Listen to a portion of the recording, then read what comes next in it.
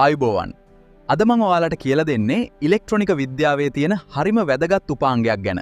ඒ තමයි ඩයෝඩය. සරලවම කිව්වොත් ඩයෝඩයක් කියන්නේ වතුර බටයක තියෙන එක පැත්තකට විතරක් වතුර යවන වෑල්වයක් වගේ දෙයක්. මේකෙන් කරන්නේ විදුලිය එක දිශාවකට විතරක් යවලා අනිත් දිශාවට එන එක නවත්වන එකයි.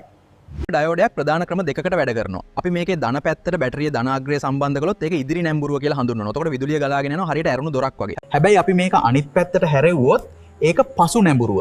එතකොට විදුලිය ගලා යන්න දෙන්නේ නැහැ හරියට වැහුණු දොරක් වගේ. අපේ ගෙවල් වල තියෙන AC විදුලිය ෆෝන් එකට ඕන DC විදුලිය බවට හරවන්න මේ ඩයෝඩ අනිවාර්යයි. ඒ වගේම වැරදි පැත්තට බැටරි ගැහුවොත් පරිපථය ආරක්ෂා කරන්නත් මේක උදව් වෙනවා. අපි කවුරුත් දන්න LED බල්බ කියන්නේත් විදුලිය යද්දී ආලෝකය දෙන ඩයෝඩ වර්ගයක් තමයි. සාමාන්‍ය ඩයෝඩයක් බලද්දී මේ වගේ රිදී පාට ඉරක් තියෙනවා. ඒ ඉර තියෙන පැත්ත තමයි කැතෝඩේ හෙවත් සවුන පැත්ත. ඉතින් මතක තියාගන්න ඩයෝඩේ කියන්නේ විදුලිය පාලනය කරන එක මඟ ගේට්ටුවක් වගේ දෙයක්. මේ වගේ තවත් දේවල් ඉගෙන ගන්න අපිත් එක්ක එකතු වෙන්න.